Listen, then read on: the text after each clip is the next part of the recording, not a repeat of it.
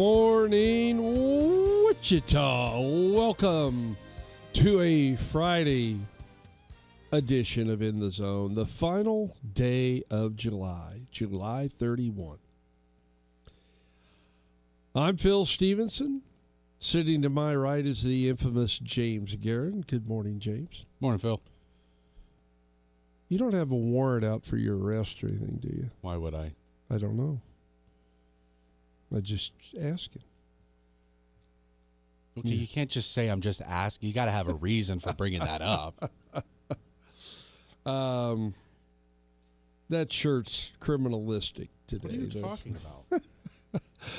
We're in every Friday. You're listening to 1410 AM, 93.9 FM, KGSO, where you can also tune in on the KGSO Facebook page with Facebook Live, the stream at kgso.com, or the app, SC Wichita. However, whenever, whatever, whoever, we want you to be a part of the show at 316-522-1410. No, I love your Friday shirts, James. It just sets the mood for the weekend. That it's going to be a holiday-type weekend. Well, it's just we're celebrating the work week and everything that we've accomplished, and now we get to look forward to the weekend. Okay. And I hope when other people see it, they feel the same way. It's like, hey, let's go relax into the weekend. Without a doubt. Well, we have our Final Four in the NBC. 2 semifinal games tonight. The Santa Barbara Foresters and the Junction City Brigade and the Alaska Gold Panthers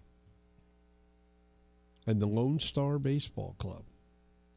Now, the Lone Star Kraken was one who made the championship game last year, correct? Yeah, I think so. Okay. I don't know. I don't know if they're part of the same organization. They have 2 teams. Or if it's the same team and they just switch names. I don't know. I don't know. Either way, we've got some different folks. Santa Barbara hadn't been in the Final Four in the last couple of years. After winning, I don't know how many championships in a row. Junction City's new to the Final Four. The Gold Panthers, who were in the tournament a year ago, are making the Final Four. That's my old team. I think they're going to take the cake. And the Lone Star Baseball Club. That game's at 8:30. Alaska and Lone Star. Our feature game tonight, Santa Barbara and Junction City at 6 o'clock. And then the winners will play downtown tomorrow evening, 7 o'clock, for the NBC Championship at Equity Bank Park. Okay. I looked at the Foresters roster. Mm-hmm. Somebody sent me a copy of it. After a couple of years of really not being much of a factor in the tournament, this roster's loaded with Division I players. Oh. Loaded with Division I players. They have thrown... Let me look here because this kind of interests me a little bit if I can find it. Where are you, Santa Barbara? There you are. They're 4-0 so far. They beat Great Bend 8-0. Beat the BTL Hornets 13-0. They beat the Liberal BJ 7-2, and they shut out the Austin Gold Sox 6-0. They've given up 2 runs in 4 games. Don't get jealous now. And scored 33. Don't get jealous. We'd give up more than that in 1 inning. So some people are saying the championship game might be the first game tonight. I don't know. No, I think the Gold Panthers might be the second team. They've looked sharp. Right. They've looked sharp. And they got good-looking uniforms, too. Sure. Good color scheme. You've seen them, obviously. I don't know. I just kind of like seeing different teams in the Final Four than we've had the last 2-3 years. Sure. We were even one of those in the Final Four 2 years ago. 24.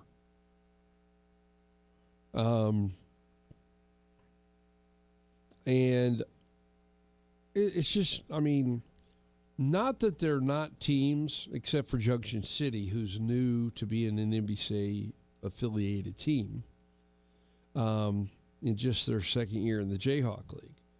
The others are old, Alaska and Santa Barbara are teams that have been around playing for a long time. I don't know much about the Lone Star Baseball Club, other than they've been a factor in the NBC tournament since I joined the Cannons. So, I don't know. But it's good to see 4, I guess, different teams in the Final Four this year than a year ago. I was saying this on the broadcast. You may have not been listening at that exact moment, but is there a kind of a difference between the metal era and the wood era? Is it kind of viewed differently, or is it like everyone's on the same playing field, like everyone has the same advantages, so it doesn't really... Yeah, I don't really see one more better than the other. I don't think you see near as many home runs and extra base hits now as you did in the metal bat era. But I don't see scores, I mean, there weren't a ton of high-scoring games in the metal bat era because you had pitchers. People that had, everybody had some pitching. And I look back, if there were guys that were good at handling the bat, they hit the ball well. And you had to handle good pitching. And I'm not saying that there's not good pitching today. There's just not enough of it to go around in what's going on. And the wood bat, obviously, if you could handle a wood bat, then you're going to swing it and do okay. But the way they teach hitting today, there's just too much swing and miss. And that's some of my issues with it. I still think the games are good. Sasha had a 10-9 game yesterday where Junction City came back, scored 4 in the bottom of the 8th to end up winning the game. And I watched some of the Gold Panther Monarchs game. The Gold Panthers got out early. Hutch got a 3-run home run in the 6th, I think, to make it 7-4. Nobody scored after that. And I'm sitting there watching pitchers pitch, and I'm going, I see how the hitter swings. Throw a fastball here, and he's out. And they don't do it, and the guy gets a base hit. Throw a breaking ball here, and he's out. They throw a fastball, and the guy gets a base hit. People don't, sometimes just don't see what I see with some of it. But we will have a new champion in the NBC tournament moving forward with this Final Four. As I mentioned, we'll have the feature game tonight, 6 o'clock, the Santa Barbara Foresters, Junction City Brigade, Andy Statz and Sasha Bushka will have the call with that. And I'm assuming we're doing the championship game downtown, 7 o'clock on Saturday? Yep. Okay, you can catch that right here as well. 522-1410 is the phone number. Anything you got on stuff with the NBC? You like Alaska. What I've seen thus far, Santa Barbara, nobody's been able to score on them. Can Junction City break that? That's going to be the big question. 2 runs in 4 games. Can Junction City break that? They've been a high-scoring team all year. We will see. The other big question remains is, will I go to a game tonight? Ooh. You're shaking your head yes. You don't know? Don't care, do you? Are you going to go tonight? Probably not. Okay. All right. 522-1410 is the phone number. With that, that's the update on the NBC tournament. And we're going to have some. There were only 10 games in Major League Baseball yesterday, so we'll have every game covered in the Diamond Highlight Zone when the time comes. Trade deadline in Major League Baseball coming up. I always thought today was the day. Well, when did they make that change? I think it always ends on a Monday. Monday is the final day. So it will vary from year to year. See, I always thought that too, that it was July 31st. Right. That's what I assumed it was. But I think here recently they've decided to do it on a Monday. What do you find it It out? says the commissioner's office can set the deadline between July 28th and August 3rd to avoid game conflicts. There you go. So this year, apparently, they want to This year it's get on through Monday, the weekend. August 3rd. Yeah. Get through the weekend. Before I get away from the NBC tournament, I have tickets. If you would like to go tonight. Last chance. I have none for tomorrow. Yeah, it's the last chance to get free tickets from us here at KGSO. Until, I don't even know until when. A year less 2 weeks. Or 10 days, I'm maybe. talking about just free tickets in general. Oh, Yeah. okay. When do we have free tickets again? I don't know. I'm trying to think of when. Maybe surge tickets, but Yeah, we always have wind surge tickets. They're not at home this week, but okay. So if you want to go, call the show, 316-522-1410. We'll get you hooked up. What's the temperature supposed to be today, James? I was looking at a high of 94, so not bad. Not bad. I wonder what the temperature is going to be in my skybox, my brother's skybox. Probably 74. That might be, I might want to go. See, the problem is I want to take Brett because I know he'd enjoy going to the game. But he wants to sit outside. Let him. No, I can't let him sit by himself out there. Phil, you got eyes on him. He'll find someplace to sit where I can't see him. So He usually sits pretty still. So I know he's not a wanderer. no, he's not. So I know if you told him to sit in a spot, he'd stay there, and he probably He wouldn't probably move. would until he decided that either one of two things. Had to go to the bathroom, which he'd get up, go to the bathroom, go back to his seat. What I worry about if he's by himself is he might go to the concession stand. Well, why does he have a card? He doesn't have a card. Oh. Okay. Oh, he's going to use the Phil Stevenson discount. No, he'll go to the concession stand and order, and they'll give him the stuff, and he'll walk away. Oh, okay. I've seen that happen before. I got you now. I thought he was up there saying, Phil's my dad. Well, no, he wouldn't. He wouldn't do that. He wouldn't be able to do that. And they'd probably look at him like, "What?"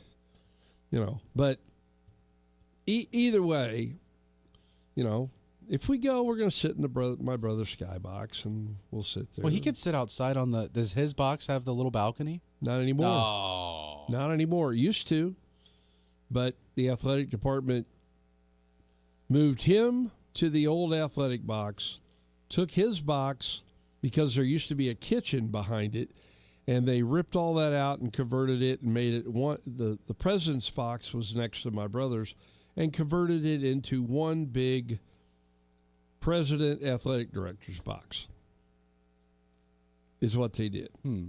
Left the outside seating. You could still sit outside of either box, but my brother's box no longer has outside seating. So that's kind of one of the reasons I decided to get the tickets in the new seating down the left field line, because I know Brett likes to sit outside. But Yeah, those are nice seats. The ones right outside the room. Yeah. When it gets too cold eventually, though, Gene, we're coming up. We're going to spend a little time up there with you. And he likes that. He and I get to talk baseball. So that goes pretty well. We didn't mention this yesterday, but when the Mariners beat the Dodgers yesterday, Yeah. 2 days, 2 days ago. That was their first win in L.A. since 2009. What? Kind of the Really? same. Remember how you were bringing up that was it the Royals that hadn't played in The San Padres. Diego? The Padres hadn't played in Kansas City. Yeah. Same thing here. I don't think the Mariners ever go to L.A. that often. And obviously when they do, they don't win. But that was their first win in a Dodger Stadium in 17 years. Wow. I thought that was pretty. That's pretty crazy. Pretty cool. But, yeah, we didn't bring that up yesterday. I didn't know. I would have, but I didn't know. But, yeah, I would assume that they haven't played that many times either. No, probably not. You're probably right. I mean, maybe because it's West and West, but. Well, it's how often before now, where you play everybody, at least once during the season. Before, it was only like every third year where you would rotate into a different division. Well, now you play everybody. And I think the teams that are outside your league, number one, for example. See, I don't believe Kansas City goes to San Diego this year. Well, I don't think they go to L.A. either because the Dodgers are coming here. Right. Yeah, the Dodgers will be here. It's a whole week. No, actually, they go to L.A. I thought the Dodgers came here. No, Dodgers were there last year. Is that what it was? Yeah. Okay. So they only play them 3 times. They have a great. You just go to L.A. and stay there for a week. That'll be expensive. They play the Dodgers and the Angels in back-to-back series with an off day on Thursday. Go to Disneyland. I was going to say, you're better off just waiting and to go to that Angel series because that's going to be dirt cheap compared to the Dodgers series. Your Athletics come to town for a 4-game set, the 17th through the 20th, Monday through Thursday. Too bad it couldn't be a Thursday through Sunday. Yeah. I'd be going. You'd be going. I could probably even hook you up with some tickets. You know where I would sit, though. Yeah, you'd go sit in the upper deck. The Cubs come in next weekend. The Royals are at Colorado this weekend, Friday, Saturday, Sunday. Then the Twins come in for a 3-game set, Tuesday through Thursday, and the Cubs Friday through Saturday. I'm probably going to go up to a couple of games with the Cubs, more than likely. Try to hook up with someone and play some golf on Saturday. Hopefully it's a night game Saturday night. I got to look. 6:10. Yeah, perfect. Go play golf in the morning. Go to the game at night. Heck, I might catch all 3 games. Who knows? No, that's too much time up there. So, but no, it'd be worth at least catching 1, maybe 2 games. Spend the night, get up the next morning, drive home on Sunday. But either way, interested to see what the Royals do at the trading deadline. There's basically 3 full days plus a half a day on Monday if you're going to trade somebody. Can they get enough for 2 older pitchers in Lugo and Walker in return to trade? I mean, I think, they're still under contract for another year. So it's not like somebody's acquiring them and go ahead and lose them. I think they have another year, each of them, on their contracts. So, I don't know. We'll be interested to see all this. The Royals found a new way to lose yesterday. We'll talk about that in the Diamond Highlight Zone. So, all right, 522-1410 is the number. I've got NBC tickets to give away if you want some NBC tickets to go. As James said, it's 94 for a high today. It won't be quite that hot at game time at 6 o'clock. Or you can go to the later game if you want. That'd be a good game as well. For the first time today, let's go check in on the Maximum Outdoor Equipment Hotline. Welcome. You're in the zone. Hey, Phil. Good morning. Are you wait. Are you under an overpass?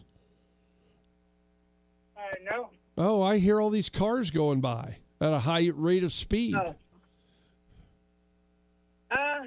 What did you think about Junction City in Seattle? Oh, you mean the game coming up today?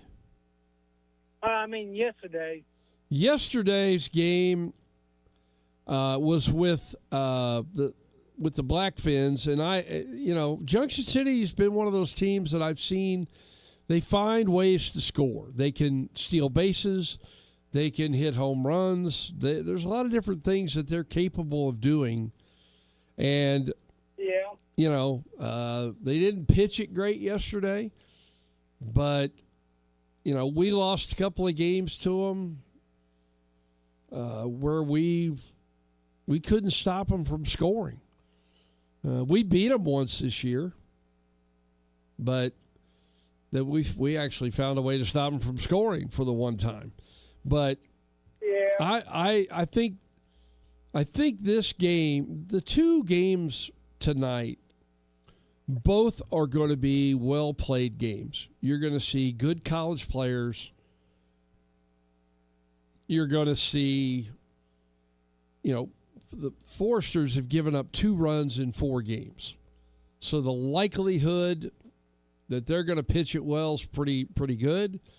I don't know who Junction City's going to throw tonight, but they've got some pretty good starters as well. I've seen 3 or 4 of them. And as James mentioned, he likes Alaska. And the Lone Star Baseball Club has moved their way through as well. So both games are going to be really good ones tonight. Okay, that's all. Okay, appreciate the phone call. Thank you. All right. Didn't it sound like he was under an overpass? I think at first, yeah. At first. Okay. That's all right.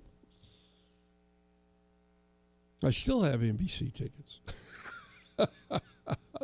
They have not walked away. So if you want to claim a 4-pack, call. 522-1410. Okay. Before you drift away, there is something that we need to talk about in the world of soccer. And they are looking their plans for the 64-team World Cup, despite complaints everywhere. Is this your boy? Infantino doesn't care what everyone thinks. Well, that's obvious. He only cares about how much bigger his pocket gets. It's an embarrassment. I mean, I would love to hear what the former FIFA president before him, Mr. Blatt, has to say about all this, because I know that those two don't like each other, or at least Blatt doesn't care for Infantino, because he had a hunch even a decade ago that this guy maybe had some ideas that weren't traditionally of FIFA, right? I mean, he kind of wants to do the Adam Silver route and expand and globalize. I mean, soccer's already globalized, but, expand it and make sure that everyone feels involved. And, this is feeding into our society in participation trophies. It's like, we want everyone to be able to participate. What happened to this being an exclusive tournament? Yeah. Like, you got to win however many qualifying games in order to even play in this thing. Now you want to add more teams and make it easier for countries? Let me chime in real quick. This would add 16 countries to a tournament that just added 16 countries, right? He's getting out of control. He's getting in over his head. So how many of these teams that would be added, truthfully, would be possible contenders? Italy, and I think that's it. Because they haven't made it. They haven't made it. They haven't made it the last 2 World Cups. Okay. But if you obviously expand it to 64, they're going to They're probably make it. Okay. This direction that Mr. Infantino wants to go into, no good. Okay. Someone needs to vote him out. Just had a feeling that would be your thought. All right. Break number 1 coming at you. There's going to be a quiz after the commercials, so make sure you pay attention. I have NBC tickets to give away if you want them. Call the show next.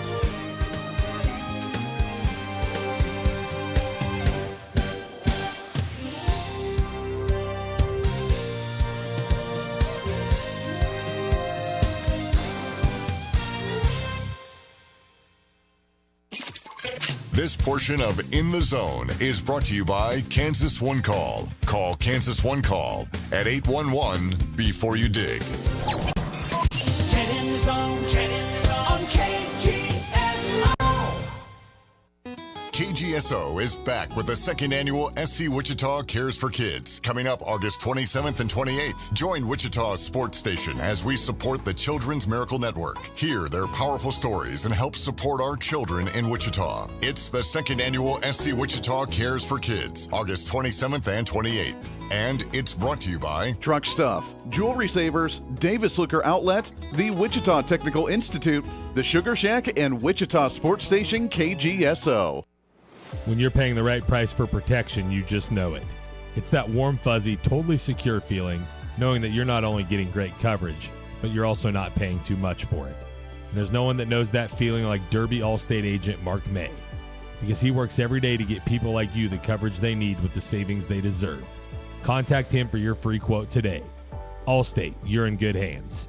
Savings vary based on the average annual savings reported by new auto customers surveyed in 2019 who switched to Allstate. I know that hiring can be challenging. You need someone to match your role perfectly. Well, now you can meet them fast on ZipRecruiter. Build your team, build it sooner. Meet your match on ZipRecruiter. Just head to ZipRecruiter.com/free right now to try it for free. That's ZipRecruiter.com/free. Meet your match on ZipRecruiter. Try it free.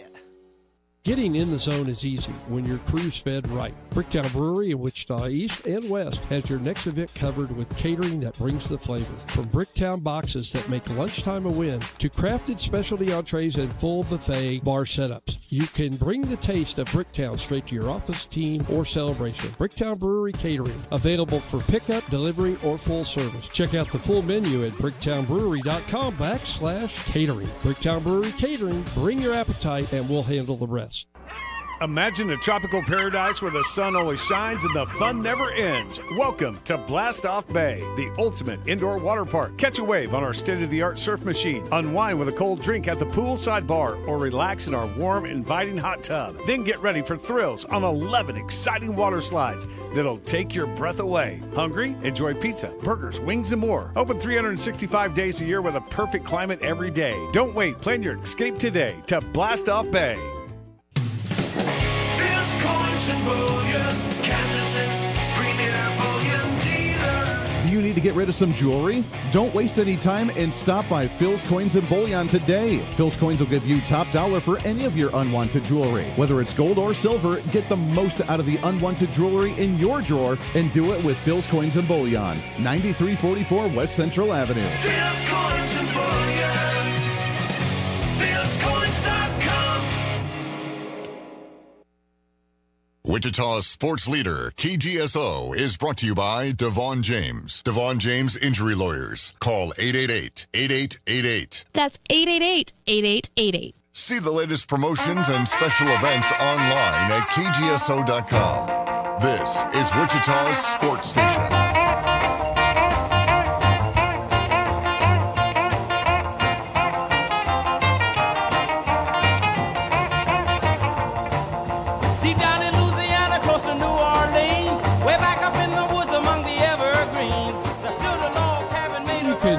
go wrong with a little Chuck Berry in the Who never background. ever learned to read or write so well, but he could play a guitar just like a ring in a bell. Go, go. Go, Little Johnny Be Good. Go, Johnny, go, go. 522-1410 is the phone number. Go, Johnny, go, go. I've got NBC tickets to give away. I'm hoping to get the NBC director, Katie Woods, on in the second hour, that she could join me. We'll talk a little bit about the Final Four, the upcoming championship game tomorrow at Equity Bank Park. Oh, and Johnny says, turn me back up. Country boy could play. Go, go. Well, Chuck said that, sorry. Go, Johnny, go, go. Just had to give you a little extra of that. 522-1410 is the phone number. I want to save this for when James is back. On the way over today, I have Sirius Radio in my car. So I flipped on the College Sports Network.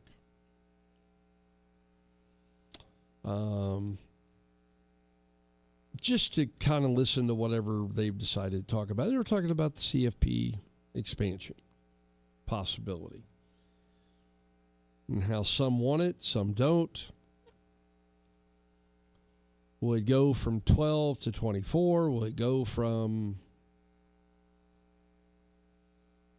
12 to 16? I'd like to see it go to 16 because then I think you'd have no buys. But then the question becomes, what do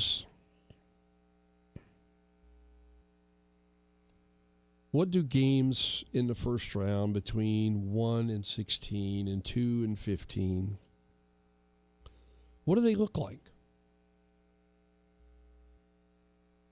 And if you look at last year's standings, okay, and you're going to take one non-group of 4 team. Well, last year,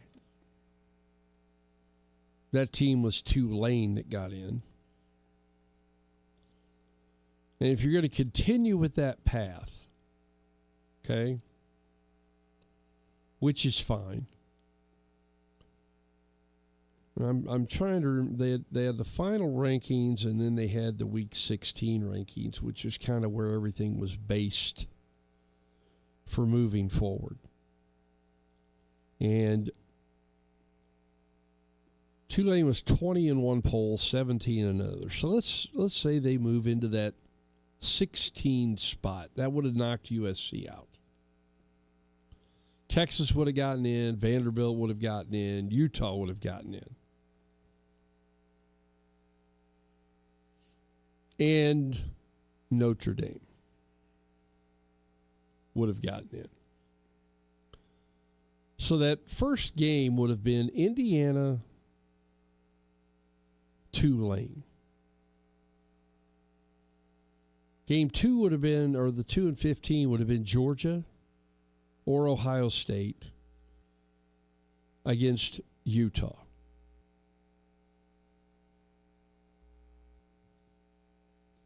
The game 3 would have been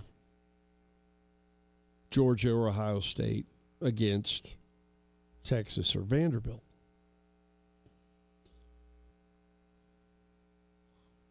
Outside of the one matchup that involves the non-group of 4, non-power 4, you got good games across the board. If you go to 16, is all I can tell you. 4 versus 13 would have been Texas Tech, either against Vanderbilt or Texas. 5-12 would have been Oregon and BYU.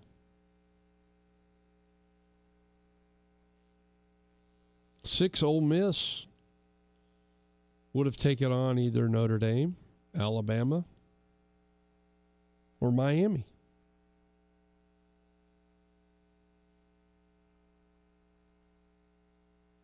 Seven would have been Texas A&M. 8 would have been Oklahoma. They would have gotten either Notre Dame or Alabama. The one thing I would like them to change that I don't know will change is in the first round, no conference matchups. No two teams from the same conference. You know, your conference is better, prove it. Everybody knows it's hard to beat a team twice in the same year. Oklahoma won at Alabama. Alabama won at Oklahoma. That's a big part of it. I just would like to see that change. Maybe you can't because of the number of teams from one conference getting in. But if you get down to 24 and you give up 8 buys, top 8 get buys, then you're going to get into what would have been, for example, Alabama playing, James Madison. And I think, did James Madison get in the tournament last year? I don't remember. There may have been a couple of games that involved those teams.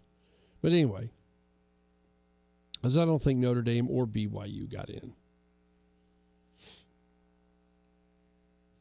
But you would, I don't know about that. Do you want to see Miami play Iowa? Or a Notre Dame taking on Georgia Tech? Maybe. Would Houston have had a chance? But it'd be an interesting matchup if you put them up against Texas. Just to kind of see. Just throwing some ideas out there. But I think if you go to 24, you're getting way too deep. And this already drags into the start of the next semester. And you start talking about changing the portal dates and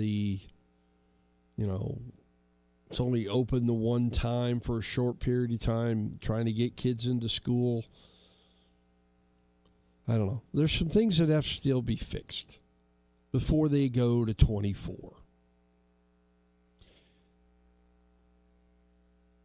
And I heard him talking this morning about the Penn State making I don't know if it was the semifinals, quarterfinals, whatever it was, but their backup quarterback, Bo Pragula, had already gotten in the portal and left and signed with Missouri. Well, what happens if Drew Aller gets hurt in that quarterfinal, semifinal game? They don't have a backup quarterback. Because he's already in the portal and transferred before his team's season is even over. There's something wrong with that. In fact, there's a lot wrong with that. Now, I'm as big of a college football fan as there is. And everybody knows my team's Oklahoma. But this business of how much is being paid to players and buying players out of high school and buying players out of the portal, something's got to change. The portal's got to change. The dates have got to change. Maybe we need to go back to 11 games again. I think certainly we need to get rid of the conference championship games. And I know they're big money, mainly for the NCAA, but I think that needs to come to an end. If we're going to go to 24 teams in a playoff, championship games need to be won by who wins the conference. You're the conference champion. We don't need a conference playoff game. Okay. We'll bring up more of that with James in hour number 2. In the meantime, I didn't give my quiz. But I made you listen, didn't I? In the Zone returns after this break.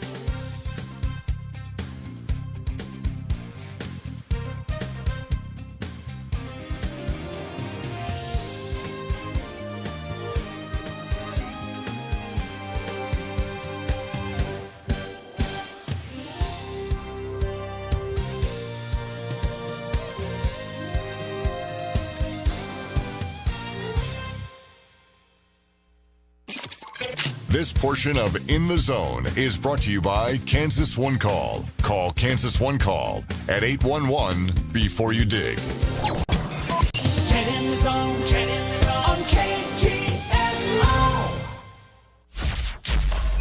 Ladies and gentlemen, this is The Odd Couple with Rob Parker and Kelvin Washington. Patrick Mahomes was not listed as the number one quarterback in the NFL. That honor belongs to Joshua Allen. Last season for Mahomes was the bounce back season, right? The bounce back season wasn't that great compared to his standards. This is The Odd Couple with Rob Parker and Kelvin Washington. Evenings on KGSO, and find KGSO on the SC Wichita app. Do oil and natural gas help when it's hot? I'm Warren Martin, and this is Fueling Kansas with Kansas Strong. In recent days, much of the country has been experiencing a heat wave with triple-digit temperatures. People are familiar with how heating oil and natural gas help during the winter to keep us warm. But what about the summer? Do they help keep us cool? Yes. One of the most essential ways is through insulation in our homes and cars. Shingles, which reflect heat, and insulation in our walls and attics are commonly made from petroleum. Some refrigerants and cooling systems, especially industrial applications, which come from petroleum and LPG processing, serve as high-efficiency, low-environmental impact refrigerants, propane and isobutane, for example. From the energy to run your AC to the refrigerant it uses, from the insulation to keep the heat out and the cool in, right down to the synthetic fibers and moisture-wicking fabrics in our clothes to reduce heat, oil and natural gas are key components keeping your summer cool.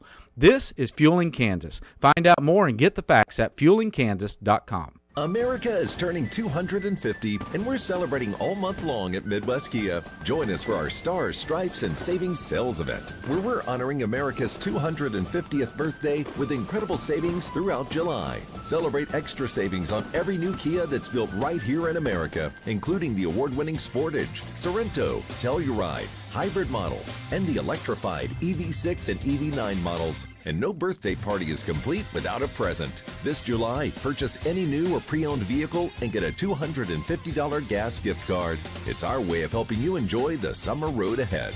Plus, every new Kia comes with that unbeatable 10-year, 100,000-mile limited powertrain warranty. But hurry, this special Independence Day offer and the $250 gas gift card won't last forever. Visit MidwestKia.com. And remember, We want to see ya in a Midwest Kia. see dealer for details. Offer ends July 31st. Warranty is a limited powertrain warranty. Need life insurance but have diabetes, high blood pressure, or on anxiety meds? If you're a 50-year-old male, even porky, or with type 2 diabetes, $1 million of life insurance may only cost you about $200 a month. For affordable term life insurance, call Term Provider and speak with Big Lou at 800-444-2013, 800-444-2013, or visit biglou.com. Remember, Big Lou's like you. He's on meds too. 800-444-2013. The TBT tournament is here, and we have you covered. This is Wichita's sports station, KGSO.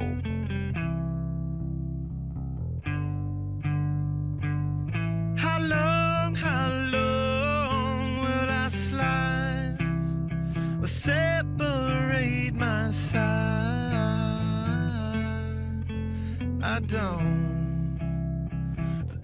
believe it's been. Little Red Hot Chili Peppers with The Other Side leads us into Friday's edition of the Diamond Highlight Zone. James and I will recap the 10 games from yesterday that took place in Major League Baseball. And as I like to do, is let James go first. James, you have the floor. All right, number 5, Braves over the Nationals 5-4. Well, it almost looked like if Mike Trout was hitting in this game for everybody. I'll tell you why. I know why. Solo home run, solo home run, solo home run, solo home run. Oh, and then we have a 2-run home run from Yastrzemski in the bottom of the 5th inning. Ozzie Albies had a 2 RBI single in the bottom of the 6th, and then the difference maker, top of the 7th, Luis Garcia had an RBI triple. And it wasn't a comeback victory by any means. It wasn't any late game shenanigans. It was just a good, solid game with a lot of home runs in it. A lot of home runs. All right. I'm going to use your preface today. Number 5 game for me, because there's only 10 total. Right. The Giants beat the Padres 4-1. Padres just can't score. I've never seen so many bad averages in my life. Robbie Ray, 6 innings, 4 hits, 1 run, 6 Ks for San Francisco, gets the win, moves to 10-6 on the year. 3 relievers hold the Padres to no runs and 2 hits over the final 3 innings. 3 hits for Rafael Devers. The backup catcher that came up hit a 3-run homer. Susak. He's got 3 in 3 days. That was the big blow in the game for the Giants. I'm going to just do this real quick. Other than Tatis, Machado 214. France is doing okay. Merrill's hitting 236. Bogart's 218. Cronenworth 210. Sheets 214. You don't win many games when you can't score runs. Maybe the Royals will figure that out. James? Number 4 will be the Rays over the Rangers. In the bottom of the 3rd inning, Yandy Diaz had an RBI single to get the scoring going. And then in the top of the 5th, Wyatt Langford had an RBI double to take the lead. There was a sac fly in between there. I'm not going to mention that. Bottom of the 6th, Johnny DeLuca had a solo home run. And then in the bottom of the 8th inning, the difference maker, Cedric Mullins, had a solo home run. 11 total hits in this game, 18 total strikeouts. And the Rays, they escape with an 8th inning victory. After the Mariners won their first game in L.A. 2 days ago in 17 years, they proceeded to go back to their losing ways against the Dodgers. 6-2 Dodgers over the Mariners. 2-run base hit for Mookie Betts in the first inning. Really gave the Dodgers all they needed, but catcher Dalton Rushing added a 3-run home run in the 4th for good measure. And the Dodgers got good pitching. Again, not great, but good enough. 5 guys held the Mariners to 2 runs. 3 hits for Rosarena for the Mariners, but it wasn't enough. 6-2 Dodgers. All right, number 3, Reds over the Pirates, 3-2. Bottom of the 3rd, Ellie De La Cruz had an RBI double, and then Sal Stewart had an RBI single. Top of the 5th, we had a sacrifice fly. On top of the 6th, we had a Brandon Lau solo home run. And then bottom of the 9th, Nathaniel Lau. There was 2 runners on base. There was 1 out in the 9th inning. And it was a chopper right at second base, in between second and short. And it bounced over the pitcher. The guy tried to turn 2, and, Nathaniel Lau beat out the double play, and the run from third scored, and that was the game. So, wheels from Nathaniel Lau is the reason. A walk-off fielder's choice, is that what it's technically called? Now, one of them's Brandon Lau, and then the other one's it's Nathaniel Lau as well, not Lowe? I mean, I would assume they're pronounced the same. I don't know. Lau? I have no idea. Because Lowe, there's no E. English sucks. Yeah, I know. How'd you do in that, by the way? I did not score high on the SAT or the ACT. I took the ACT in English. It's hard to believe that I could even speak with the scores that I got. The Mets beat the Marlins 4-2. A 8th inning 2-run single by Robert Jr. scored Bichette and Benj to give the Mets the 4-2 victory. Both starting pitchers, Perez and McLean. McLean for the Mets, Perez for Marlins. Pitched well. Went 6 innings plus, each one of them. But Marlins bullpen could not hold it. Only runs for the Marlins, 2 home runs. 15th by Stowers, 6th by Marseille. No home runs for the Mets, but they win 4-2. All right, number 2, close your ears, Royals fans. No. Top of the 3rd, Cags, hey, 2-run home run. Good job. Top of the 5th, John Rave, RBI double. And then bottom of the 9th, Cody Clemens with a walk-off grand slam. Well, don't forget Lucas Urseg came in and gave up 3 guys on base. After Cameron, you mean? Yeah. Yeah. And that just completely Don't get me wasted. started. That completely wasted a perfect start for Noah Cameron. 7 Ks, 1 hit, 2 walks over 8 innings. Did he come into the 9th at all? No. He'd throw 97 pitches. That's the right thing to do. No, it's not. Yeah, 100 pitches, 8 innings. You did Send fine. the guy out to finish the game. If he gets a guy on, fine, take him out. It's not a no-hitter, though. It's just a shutout. Who cares? It's just a shutout. Fans of the Royals, because the mastermind Q screws it up again. And 3 Twins relievers came in, had 2 Ks, gave up 4 hits and a walk in 3 innings of work, but no runs. And the Royals now overtake the A's for most blown saves this year. Congratulations. All right. Turnabout's fair play. Boston beats the Athletics 5-4 with 2 runs in the top of the 8th inning, courtesy of back-to-back home runs by Abreu and Contreras. That's really the only excitement in that game. Sonny Gray threw 7 innings, 7 hits, 4 runs. 2 relievers, including Aroldis Chapman picking up his 26th save. Shut out the A's in the final 2 innings. Not much excitement other than that. No home runs for the A's. And those 2 dingers for Boston, the difference. 5-4 over the Athletics. Just couldn't win by 2. No. Just couldn't win by 2. And then my number 1 game of the night, the White Sox over the Yankees once again, this one in 11 innings. And again, Phil, scoreless until the 10th inning. Uh-oh. Trent Grisham, of course, with the ghost runner on second, brings in an RBI single in the top of the 10th inning. And then in the bottom of the 10th, Andrew Benintendi, he matches it with an RBI single. And then get this, bottom of the 11th inning, a bases-loaded walk. I think that's the second time in the last week the Yankees have lost on a bases-loaded walk. Oops. Ryan Weathers, 7 innings, 4 Ks, 3 hits, 3 walks. And Sean Burke, he had 10 Ks in 6 innings, 3 hits, and 2 walks. And for the second consecutive day, Phil, the Yankees lose. Yes. All right, well, I'll go the other direction. Cubs win in St. Louis. They take 3 of 4 from the Cardinals in that series. In extra innings, 4-2. Bregman, RBI double in the 10th, followed by Ian Happ with an RBI double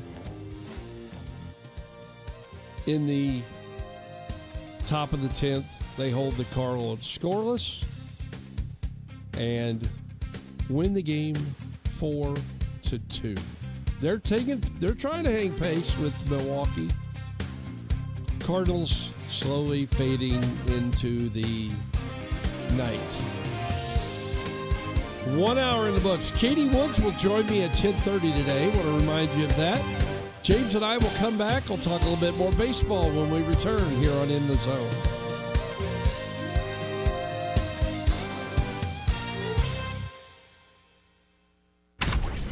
This is The Herd. You got to be consistent. With Colin Cowherd. Mike check. I think LeBron's sitting there thinking, Minnesota's got a stacked team. Philadelphia, those two teams, that's where you can win a championship. I don't think he's going there. Philadelphia's unbelievable roster. Minnesota, you'd have rim protection. You get Ant. I got LaMelo Ball. I got Jaden McDaniels. I mean, Minnesota with LeBron. Would they be the co-favorite to win it? This is The Herd. Weekdays at 11 a.m. right here on KGSO and on the SC Wichita app.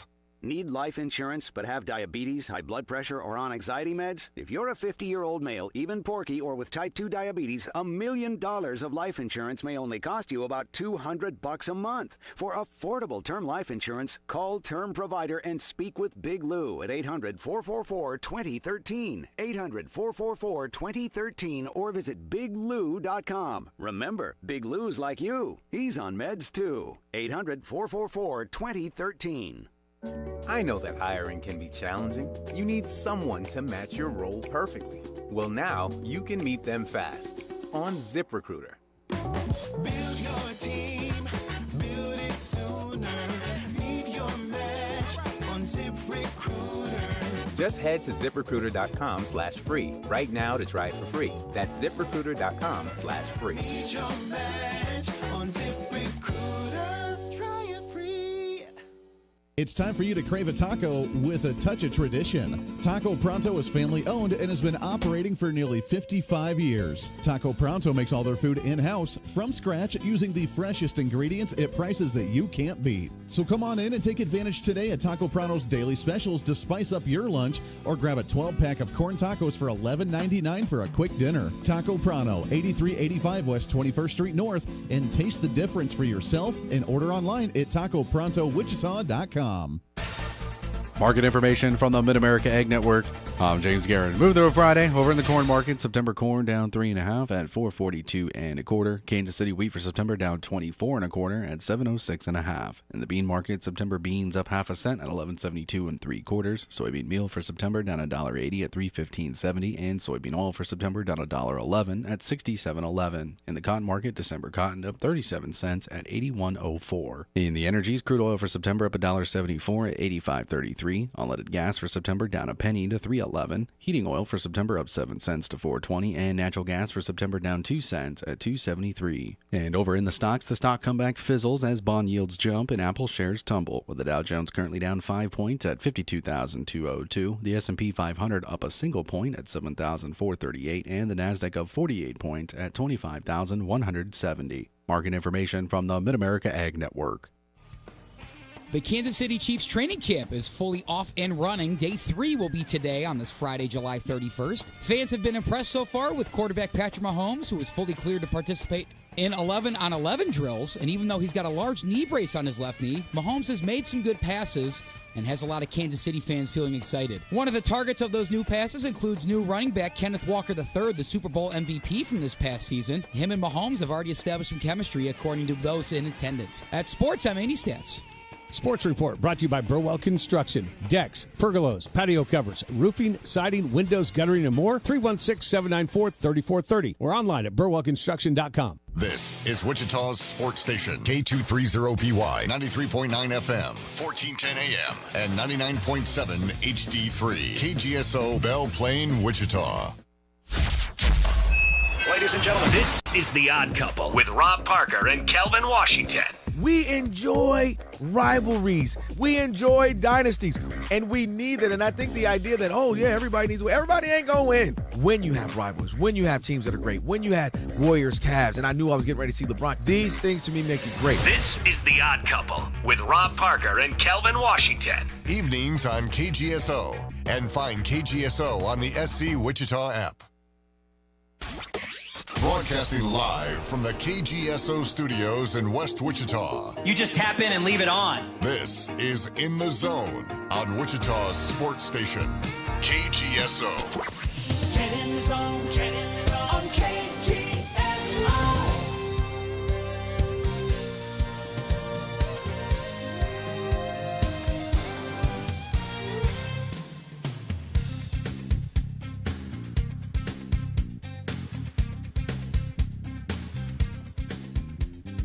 Welcome back. Hour number 2 of this Friday edition of In the Zone, the final day of July, the 31st. I'm Phil. James sits to my right. Good morning again, James. Morning, Phil. And before I forget, we are going to have a new sponsor for the KGSO studios. And it starts tomorrow, and since I'm not here tomorrow, I'm going to bring it up today. We want to welcome in Renewal by Anderson to be the new sponsor of the KGSO studios. Welcome aboard. Now let's hope I don't forget to say that on a regular basis. Okay, I won't. I'll be better. I need to get into standings real quick, James. Yep. As we go into the weekend. The American League, thanks to 2 consecutive wins by the Rays and 2 consecutive losses by the Yankees, the Rays now have a 3.5-game lead going into the weekend. And before I go any further, we got a phone call. Maybe somebody wants tickets. I don't know. Let's go to the Maximum Outdoor Equipment Hotline. Welcome. You're in the zone. Well, how are you doing today, sir? I'm great. How are you? Perfect. Hey, are you golfing next week? Am I golfing next week? I don't know yet. Up in Kansas City when you go to the Cubs, or I'm gonna look into it. I got to make sure I can get up to the Cubs game this weekend or next weekend. I don't have anything going on. I got to double check that. If I do, I'm gonna call my old buddy Leon Liebel and see if he's got some time to go play golf. You know, I'm not ready to play with Joe yet. He's too good for me. well, it's kind of short notice, but I'm golfing today. You want to golf with me today, you and James, and maybe bring your son along? Well, unfortunately, no. We're down to one car. My wife's car's in the shop. We should get it back today, but it won't be until later this evening. And unfortunately, she's going to need my vehicle. So I'm not gonna be able to probably do that today. But I appreciate the offer. Well, I did have somebody to golf with me today, but he was a little concerned with his ability to withstand the heat out there, so he dropped down. And it's going to play caress for you, so it is enticing. It is enticing. You are correct. It's also enticing that they will keep a few of my golf balls if I came out there to play. But you're having fun, aren't you? Always. But I do. Who is this, by the way? I like to keep myself anonymous. Okay, so anonymous golfer. Well, I tell you what, I will take you up at another time. Unfortunately, today is not a good day. Okay, we'll take you up another time. All right, please do. All right, have a great day. And good luck on the golf course with that. Okay. I would really love to, but I can't today. It turns out to be just one of those days. You think being retired, I've had less things to do. I got more things to do when I'm retired than. Anyway, Boston 7 back, Baltimore 11.5, the Blue Jays 14.5 back. The White Sox lead the Central 2 games over the Guardian Indians. Twins are 3 back, Tigers 6.5, Royals 12. Okay, quick question before I go any further, James. Tigers, trade or keep Tarek Skubal? They should keep him. He wants to be there. I got an idea. How about you trade him and then sign him back as a free agent? You get pieces for next year, and you sign him back as a free agent. I think that's being a little too greedy. That's being risky. But isn't that tampering? How? You tell them, "Hey, we'll trade you, but you got to come back." You don't have to come back, but you the option's there to come back if he wants to be a Tiger. That just doesn't make sense to me. Why he would want to, why he would go play for another team for half a season just to come back? 2 months. I don't understand that. I know. I'll just bring it up. Royals are 12 back. Trade Royals. Trade Thomas. Trade Walker. Trade. You need help. Trade your manager. You wouldn't get anything for him, but trade him anyway. Texas leads Houston by a half a game in the West. Seattle 2.5 back because they've been playing the Dodgers. Athletics are now 10 back. Angels 13 back. Angels continue to be the worst team in baseball at this point in time. In the National League, Braves have a 7-game lead over the Phillies. Phillies are 2-8 in their last 10. Miami 9.5 back, Washington 9.5 back. They're both 500. Mets 17.5 back. Trade, Mets trade. Milwaukee leads the Central over the Cubs by 5.5. Pittsburgh now 13 back. Cardinals 13.5 back. Reds 16 back. And out west, the Dodgers continue to dominate. 12 over the Diamondbacks. 14 over the Padres. 22 over the Giants. And I'm sorry, Angels, you don't have the worst record in baseball. You're tied with the Rockies for the worst record in baseball. In the wild card, Yankees, Red Sox, and Guardians are your top 3. Twins and Astros are each a game back. Baltimore, Seattle, the Tigers, and Toronto, single games back. Everybody else, the Royals are 10 out. Forget them. National League, it's the Cubs, the Diamondbacks, and the Phillies. Padres are 2 back. How are the Padres still in this thing? The Marlins 2.5, the Nationals 2.5, the Cardinals 3 back. How are the Cardinals still 3 back? Wild card records aren't very good. And the Reds are still in at 5.5 back at this point. But those are the standings going into the weekend in Major League Baseball. Anything you want to add to that, James?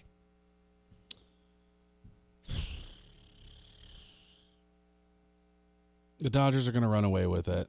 Yeah. I think that's already wrapped up. The Red Sox are still interesting out there in the East. I haven't forgotten about them. Luckily for the Royals, they have the Rockies coming up. Yeah, maybe. In Colorado, so maybe their bats will finally wake up, but then their arms might fall apart again. Pasquantino went on the IL again. And then, honestly, the AL West, whoever wins that division, they're a first-round exit. They're not going to win a playoff series. Yeah, in the American League, whoever wins, more than likely, well, I don't know. Whoever wins the East is probably going to get the top seed. Right. And I would think whoever wins the Central will be the 2. But if you look at it, the White Sox are only 2.5 games better than the Rangers right now. Once again, one good week could change things. Nobody seems to want to have one of those one good weeks or 10-game stretch right now. The longest winning streak right now in baseball is 3 games. That's by the Astros. And they're 8-2 in their last 10. So, I don't know. We will see. Always got to pull up some stats, too. See what's going on. Luis Arraez has now overtaken Otto Lopez for the batting lead. And Alvarez is 7 points back at 321 as he searches for the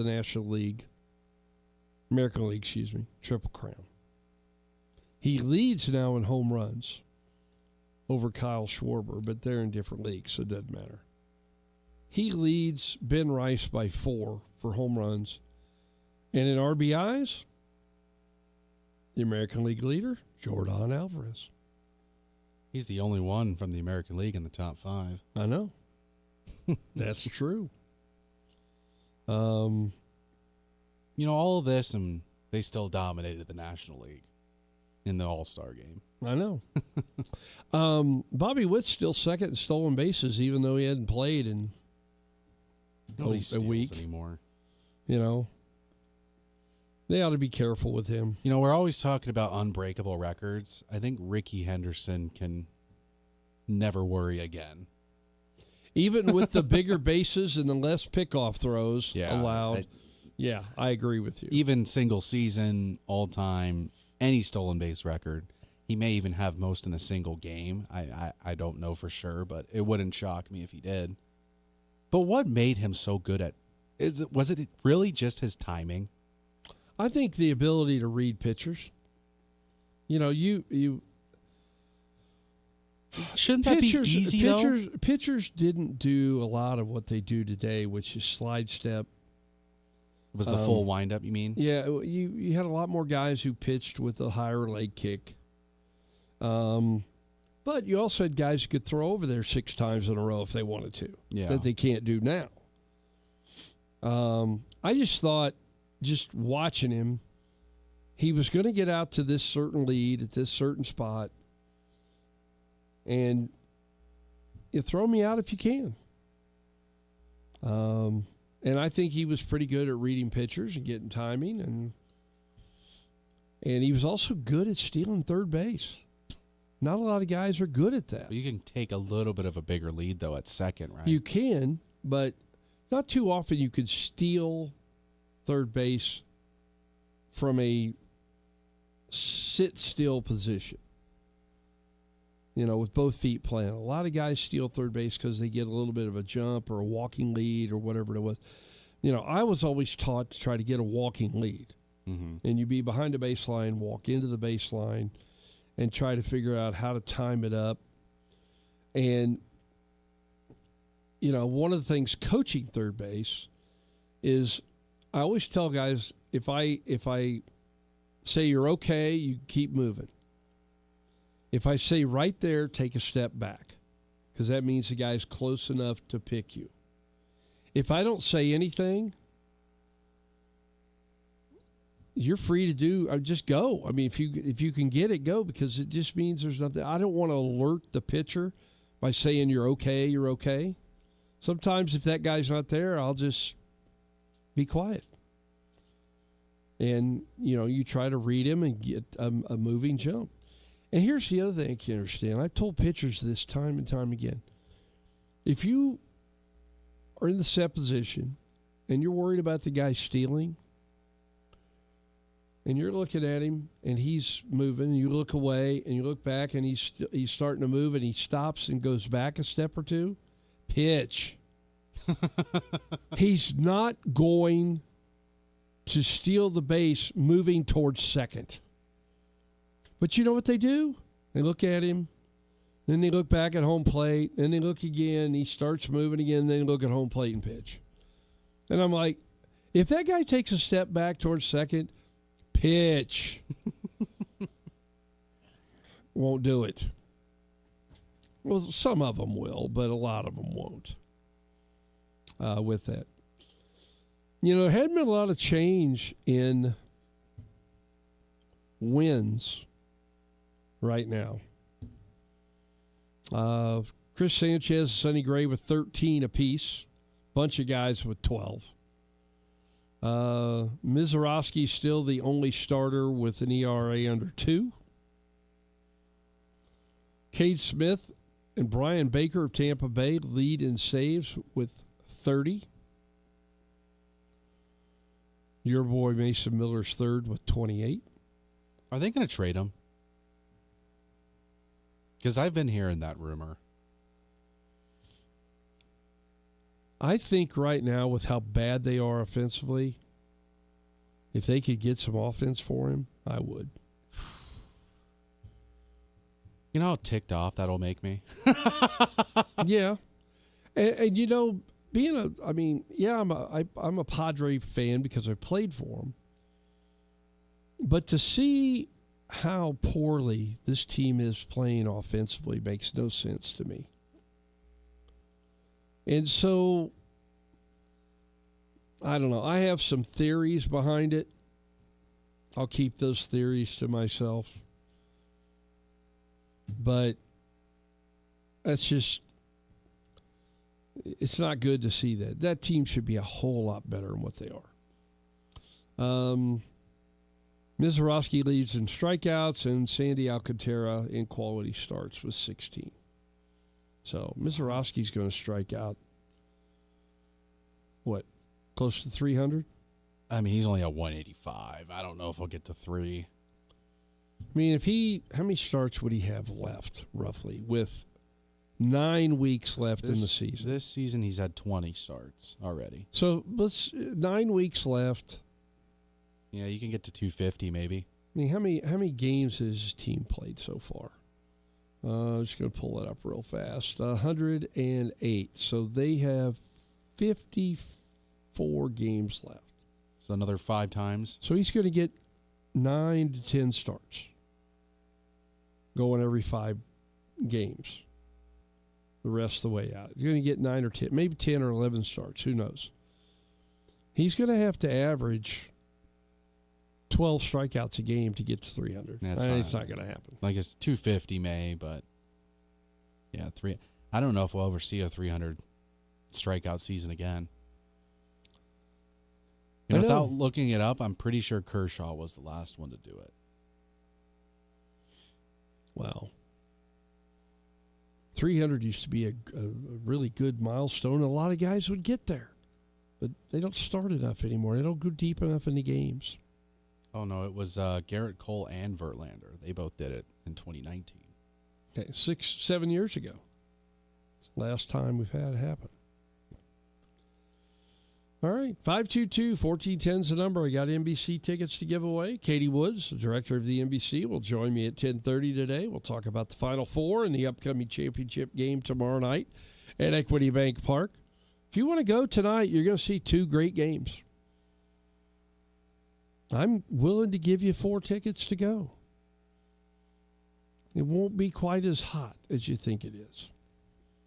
Do you think? Oh, go ahead. No, go ahead. I was just going to say, do you think that in some time in the future, baseball is going to have to basically separate the dead ball era records from live ball era? Because looking at the strikeout, the all-time single-season strikeout leader, that's never going to get sniffed. And that is? It's from 1886. Okay. 513. That, I mean, what are we doing? That wasn't Cy Young. No, his name was Matt Kilroy. Matt Kilroy was throwing. He threw 583 innings that year and struck out 513 people. At what point are we just going to say, you guys are your own record book because the game just simply is not the same? No. Where do you separate it at, though? That's my question. Because the dead ball era still went into, until Babe Ruth started hitting home runs. And till the 20s? Maybe. I mean, because you look at the top 7, all before 1900, and then you get Nolan Ryan. Wow. And then Koufax right behind him. And then Randy Johnson. Randy Johnson's up there, and he's got a couple of those. Randy Johnson did not strike me out. How many times did you face him? 1. I'll tell you a real quick story. We're playing. He's with Montreal. Indianapolis was their AAA team. 1987. He's in AAA pitching for Indianapolis. Our manager never put left-handed hitters in to face him. But why would you? we only had 8 position players available, and this was a National League game, so there's no DH at that time playing in the minor leagues. And if you played an American League team, you use the DH, but National League still had the pitcher hit. We only had 8 healthy position players. I'm one of them. I'm playing first base that night. You know where I hit in the order? 9th? 9th. I hit behind the pitcher because our manager thought left-handers had no chance. Well, he's probably right. Well, he's having one of those days, Randy is, where he can't find home plate. It's circling on him somewhere. Never landed. So he threw, the pitcher in front of me bunted, which probably really pissed him off. So I get up, and I got runners in scoring position. He throws 3 pitches outside that are in the right-hand hitter's batter's box, and the 3-0 pitch is behind me, and I go to first. I didn't get to see him a second time. He was out of the game by the time that I got back up again. That's too bad. At that point. I survived facing Randy Johnson. And then he gets traded to Seattle. He's in the American League and never play him. So, there, lo and behold, there it goes. Who were the other two you mentioned? Nolan Ryan and Koufax? Yep. Yeah, I didn't get to face either one of them either. Koufax is a little bit older than me. I know it's hard to believe for a guy like you, but yes, he was. At this point, 522-1410 is the number if you want to jump in someplace. I wanted to get into something with you, but I think I need to wait till you return for the final segment. It might take a little more time than the 3-4 minutes we got left. That's fine. At the moment. So, anything else cooking over there in that seat with you, James? You said something I thought was kind of funny when you came back and sat down. You said Travis Kelce. Oh yeah, didn't look real good in a uniform walking out to the Chiefs camp. He really didn't. No, it's a little concerning. He looked like he had a boiler kind of working. Well, that's not what we said. That's not what we said. I don't know if we can say it. We probably shouldn't. You said it. I laughed. Okay, but that's all it's right. A little, maybe just a tad bit concerning. Maybe looking a little chunkier. He did not look good with that tight jersey on. Let's just say that. I thought for a minute maybe he was a defensive lineman, or an offensive lineman. But hopefully they'll whip him into shape here over the next 4 to 5 weeks before we actually. Almost 6 weeks before the NFL starts. So, I can totally understand why these NFL veterans, they don't want to do these walkthroughs. They don't want to do these OTAs. They don't want to. Right. I totally understand why Aaron Rodgers has never done it at any point in his career, really on a consistent level. That stuff sucks. Yeah. It's the muggy time of the year. You got to learn all the boring stuff, but it's the stuff that you have to learn. Otherwise, you will lose. But the boring stuff is oftentimes the most important stuff. And I remember thinking that when I was learning baseball growing up all the time, like, I don't care about that. I just want to play. I don't want to work on turning two. I hated that. Oh, my, just having a fungo get hit to you and then you're just turning two for an hour. That stuff gets so boring. If you did it for an hour, I could see that getting boring, yeah. So, you weren't that kid like my cousin who was playing right field when I went to go watch him play. He was about 6 years older than me. I'm like 8 or 9 years old, and he's playing in a high school age game. Mm-hmm. He's in right field.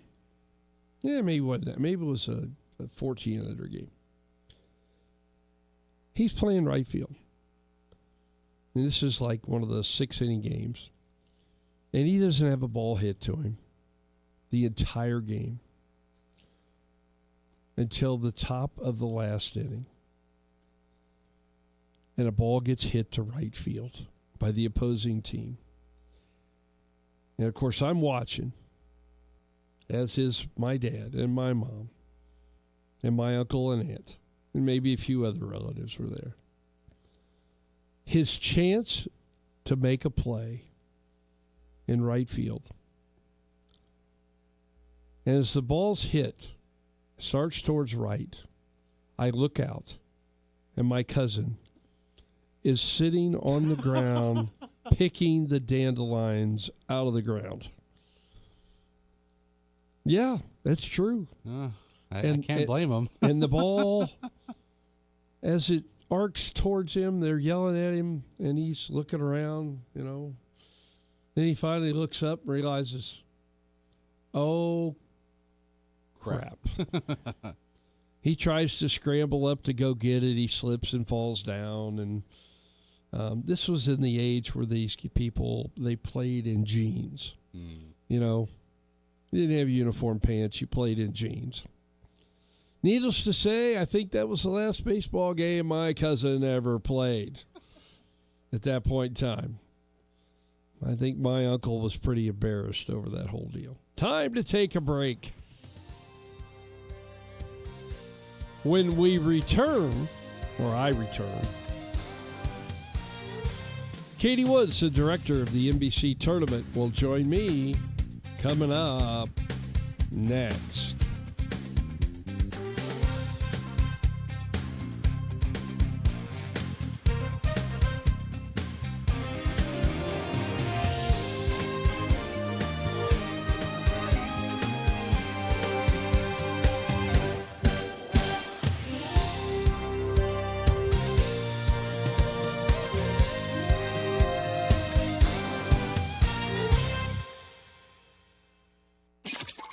This portion of In the Zone is brought to you by Kansas One Call. Call Kansas One Call at 811-BEFORE-YOU-DIG. Get in the zone, on KGSO. KGSO is back with the second annual SC Wichita Cares for Kids, coming up August 27th and 28th. Join Wichita's sports station as we support the Children's Miracle Network. Hear their powerful stories and help support our children in Wichita. It's the second annual SC Wichita Cares for Kids, August 27th and 28th. And it's brought to you by Truck Stuff, Jewelry Savers, Davis Liquor Outlet, the Wichita Technical Institute, the Sugar Shack, and Wichita Sports Station KGSO. Hey, Phil Stevenson here, and when I need to get in the zone to watch the big game, I head over to Dino's Grill and Tap Works at 21st and Webb Road in Cambridge Market. It's the place to watch all the big games, with TVs everywhere, a great selection of ice-cold beer on tap, and the best happy hour in town from 3 to 6 daily, and all day Mondays and Thursdays. That's half-price wells, martinis, and the perfect margaritas. And oh man, the food is awesome, with something for everyone, from great apps and salads to ribs and steaks to homemade pizza. Check out a game at Dino's at 21st and Webb. I move mountains for a living. Literally. That means I don't carry hand lotion, and when it comes to serious heartburn, I don't mess around with anything but Rolaids Max Strength. Its dual active formula has 1,500 milligrams of calcium carbonate and magnesium hydroxide that relieves heartburn fast. And the best part? The roll fits right here in my pocket, so I can get back to moving mountains. Rolaids spells powerful relief. 1,500 milligrams is our highest amount of antacid per tablet. Read each label. Use as directed. Keep out of reach of children. Throughout every community in Kansas, you find hardworking people who make our state better each day. They bring their best to everything they do, determined to reach their full potential and make life better not only for themselves, but for every citizen in Kansas. They are the soldiers of the Kansas Army National Guard. They proudly serve part-time in their local communities. Learn more about service with the Kansas Army National Guard at nationalguard.com/KS. Sponsored by the Kansas Army National Guard. Aired by the Kansas Association of Broadcasters and this station. Where'd you get that grin? Right above your chin. You know the place. Puts a smile on your face, and he's the one for frozen custard fun. Made fresh every hour. It's your happy power. Top your day with a smile. Did you know my frozen custard is made fresh every hour? Or that our toppings are baked daily right in our stores? It's how we top your day with a smile at Andy's. I know that hiring can be challenging. You need someone to match your role perfectly. Well, now you can meet them fast on ZipRecruiter. Build your team, build it sooner. Meet your match on ZipRecruiter. Just head to ZipRecruiter.com/free right now to try it for free. That's ZipRecruiter.com/free. Meet your match on ZipRecruiter. Try it free. Wichita's sports leader, KGSO, is brought to you by Devon Jaimes. Devon Jaimes Injury Lawyers. Call 888-8888. That's 888-8888. Wichita's home for sports talk, going 20 years strong. This is KGSO.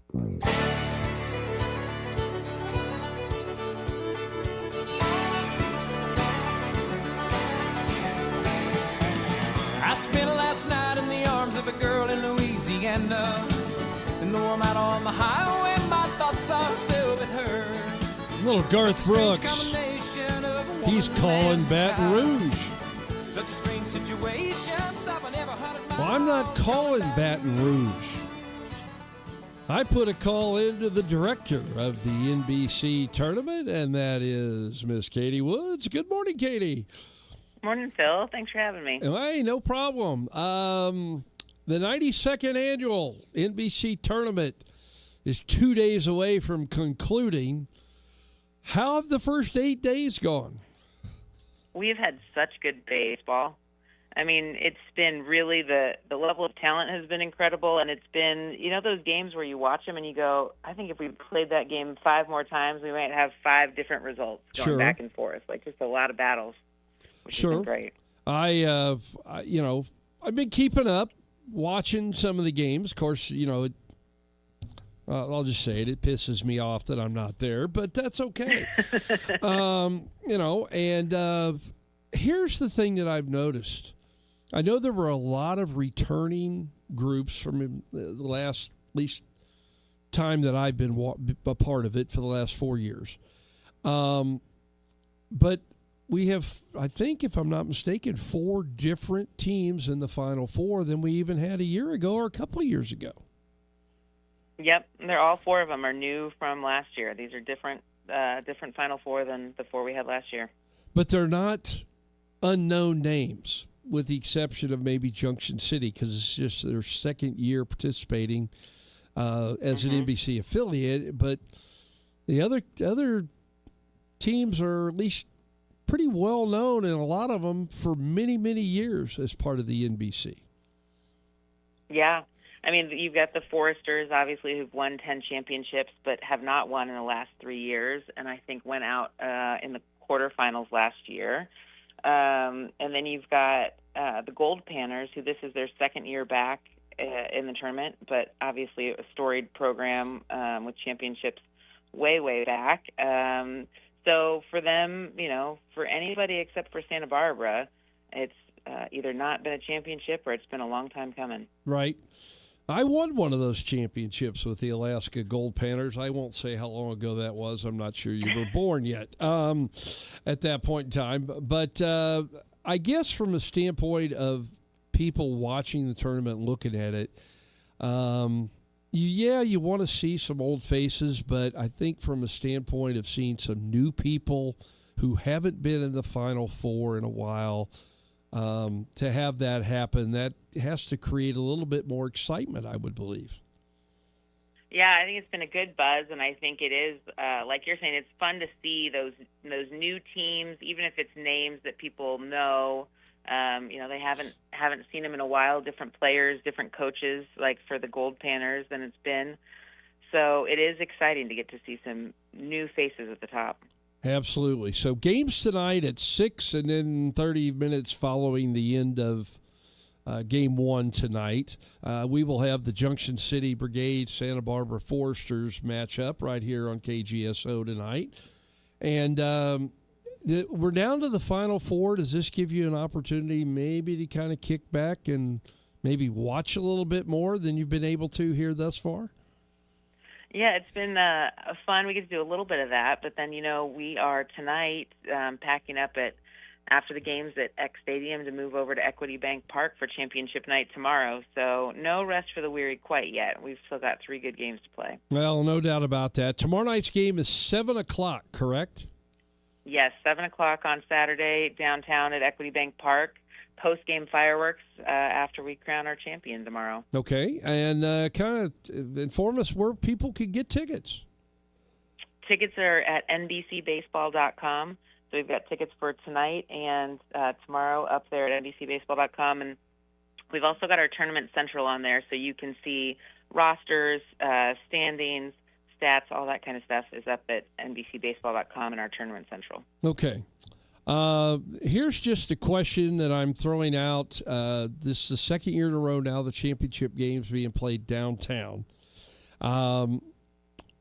Here, I'm putting this out there because I think these are maybe some questions that have been brought up to me from other people, not just on the show, but also other places. You had the NBC going on, the TBT going on, the wind surge at home.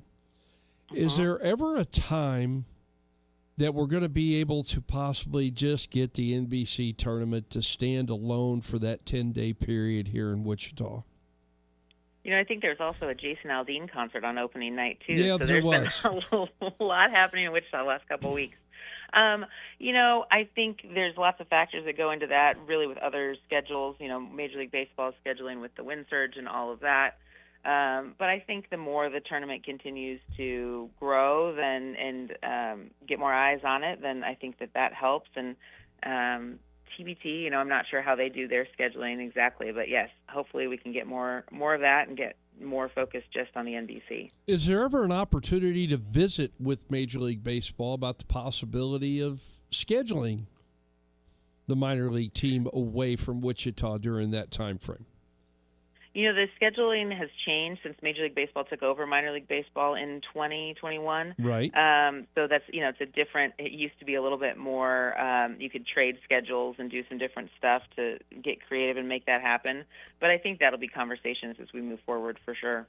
Yeah, I think it would, it's got to help attendance when you don't have so many other possible avenues pulling people to different places. Especially sports fans. Yeah, I think even the deal with the TBT saw their attendance drop this year with games at Coke Arena because of the other events that are going on in Wichita, even the concert that you mentioned at this point. What about looking at expansion for the NBC tournament? The 16 teams has been pretty set for some time now. I know it's been brought up in conversations. Obviously, you don't want quality of play to suffer, but I think, you would probably like to see more of your affiliated leagues send a team here to Wichita to play in the tournament. Yeah, I think, that's been the biggest thing, like you just said. We want to make sure the baseball stays top tier. And so before we looked at expansion, it's important to make sure that the baseball is as, we don't want to add teams just to add teams. And I think this year we really have shown great baseball, the strongest field we've had in a while, in a long time. So that's definitely something we'll explore in the future, in this off season. I think if we did that, we'll start slow. We're not going back to the, 48, 64, any of that kind of, right. Especially not anytime soon. But yes, I think getting more leagues represented, more states represented, just bringing more quality baseball is definitely something that's on our radar. I'm just curious, how many of your affiliated leagues right now are not sending teams to the NBC? There's only, I think the only one may be Alaska. The Gold Panthers are independent. They're not part of the Alaska League. So right now they don't, because the Alaska League plays into August. So the scheduling just doesn't work out as we've moved the tournament a little earlier. But we've had a lot of interest in the last couple months from other leagues and teams who are interested in becoming affiliated as well. Okay. All right. Fair enough. So, like I said, two really good games tonight. Junction City from the Jayhawk Collegiate League that the Cannons are a part of against the Santa Barbara Foresters. By the way, I looked at the Foresters roster, and boy, are they loaded up with Division I players. They definitely are, and I was just looking through. Mike Dean sent out his post-quarterfinal report, and I was just looking through that. I mean, when you look at the teams, I think team batting, it's Junction City's 1, Santa Barbara right behind them, and then you turn around and team pitching, Santa Barbara's 1, the Gold Panthers right behind that. And then with individuals, I think there's 4 Junction City Brigade that are hitting over 500 right now in the tournament. So it should be some fireworks, I think, on the field tonight, hopefully. Some really good baseball. Absolutely. And then tomorrow night's game down at Equity Bank Park, 7 o'clock, and a fireworks show to follow, and hopefully there's some fireworks during the game as well as you crown a new champion this year in the NBC tournament. Yep, it'll be an exciting one. Absolutely. Well, Katie, I appreciate the time.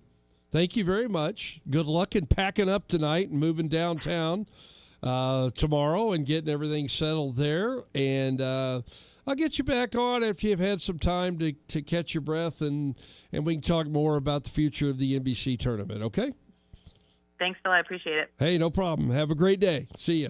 Thanks. All right, there goes Katie Woods, the director of the NBC tournament. 92nd annual NBC tournament taking place down at X Stadium, home of Tyler Field at Gene Stevenson Park, and then tomorrow night downtown at Equity Bank Park. Final segment, James rejoins me. We wrap it up after this.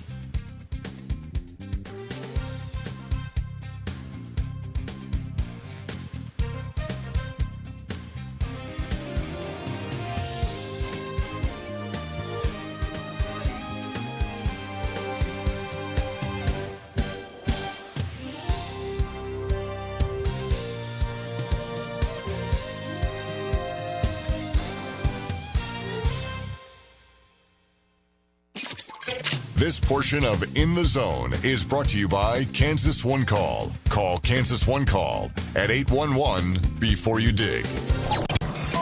Get in the zone, on KGSO.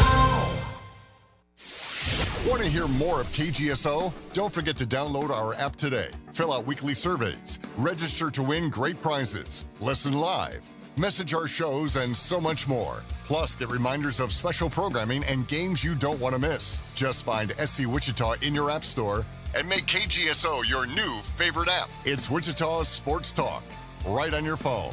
Download the SC Wichita app today with Wichita's sports station, KGSO. Looking for a healthier option to get you through the afternoon grind? Check out Dot Greens with 3 locations in Wichita. At Dot Greens, you can find a huge selection of salads, wraps, and sandwiches that won't leave you feeling bloated all afternoon.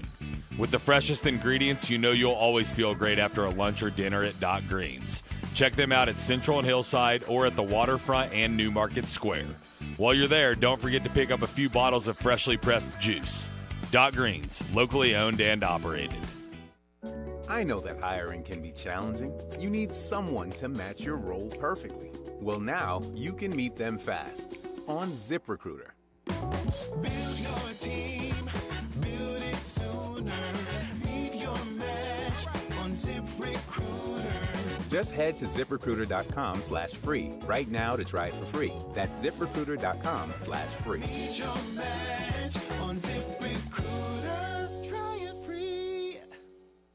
Visit Maximum Outdoor Equipment and Service and test drive a Walker mower. Walker mower's compact design for easy maneuvering, out front deck for trimming, and a variety of attachments help maintain a beautiful, healthy lawn. Walker is fast and efficient, saving you time and money. Explore the Walker Advantage and test drive a Walker mower at Maximum Outdoor, south of Kellogg on West Street and south of 21st and Andover Road, or MaximumOutdoor.com. Maximum Outdoor Equipment. Remember, today you listen to The Press Box on Wichita's sports station, KGSO.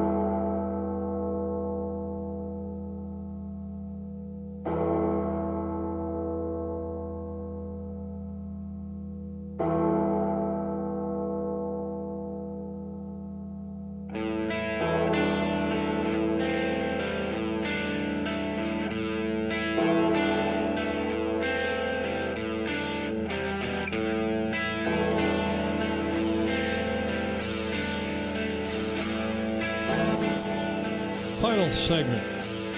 A little bit of Hell's Bells from AC/DC brings us back here on In the Zone as James and I wrap it up. But before we do, stop by one of our locations at Taco Tico because Taco Tico, it's all about the taste.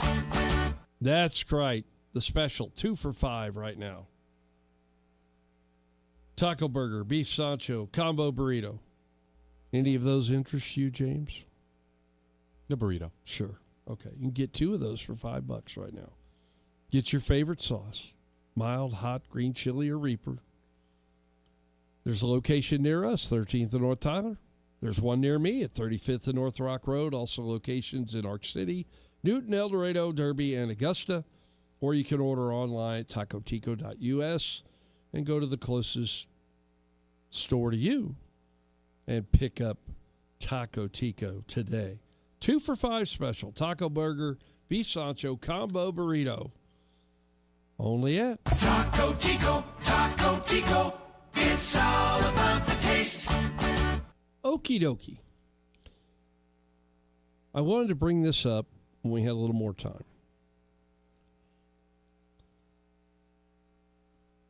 We're getting ready to start football, college football, in a month. Less than a month. 4 weeks in a day. At this point in time. I was listening to, I have Sirius Radio in my car. I was listening to the college sports station on the way over here. And they got to talking about problems with the transfer portal timing, everything that's with it. You got, it was a couple of years ago, Penn State was playing in a semifinal. Yeah. And their backup quarterback, Bo Pergula, who's at Missouri, got into the portal on January 1. And if Drew Aller gets hurt, they don't have a backup quarterback for Penn State. You have a team making the playoffs, CFP, and Ole Miss, their coach leaves. Can they ever get this fixed? Because there's so many things wrong with college football right now. It's ridiculous. And they want to go to 24 teams in a playoff. And I kind of want to just, if you had the opportunity to present something, what would you present to try to start to fix some of these, the times, the issues, the transfer portal, the revenue share? Do we cap money? What do we do? Because I'm tired of wondering if my best players are going to leave and go somewhere else. And it's going to happen year after year after year. Or if a guy transfers in and he has a great season and somebody else comes along and offers him more money and he turns around and leaves. We don't see this in professional sports. Why is this going on in college? Why did they allow this to happen? Because there's no compensation for the team that loses the player.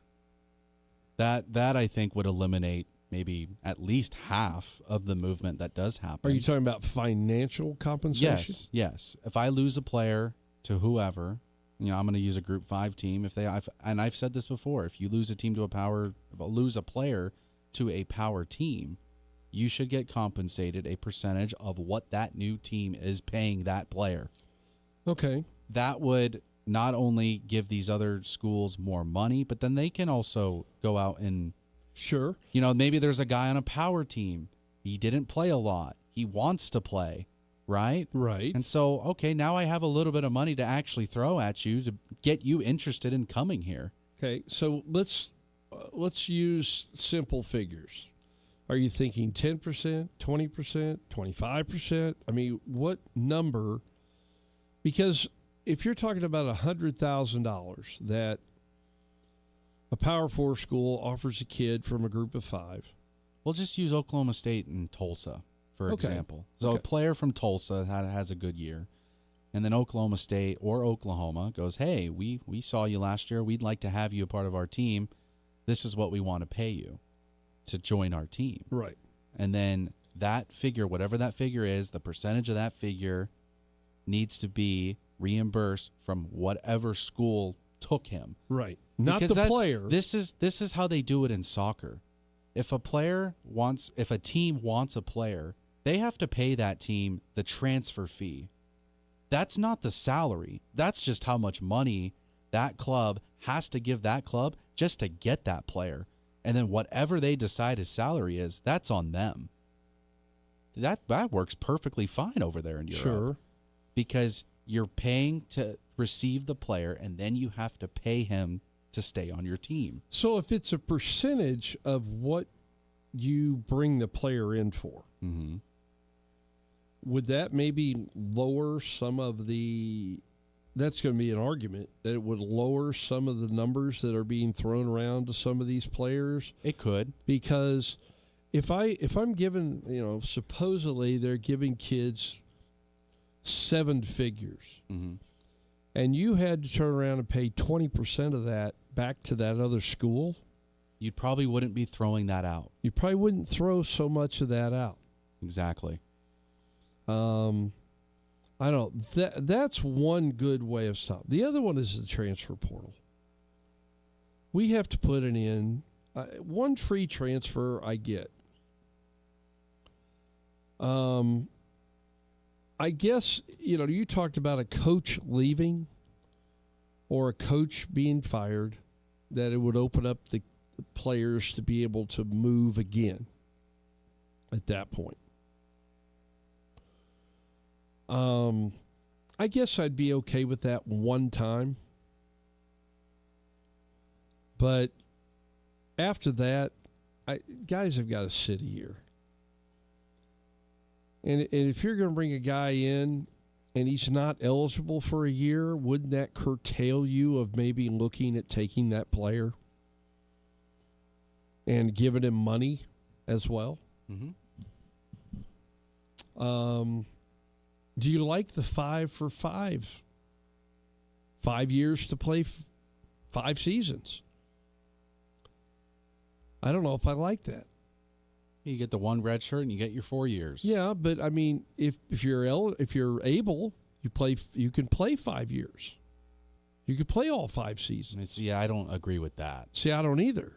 Is that what the rule is? I think so right now. That's what's been put up.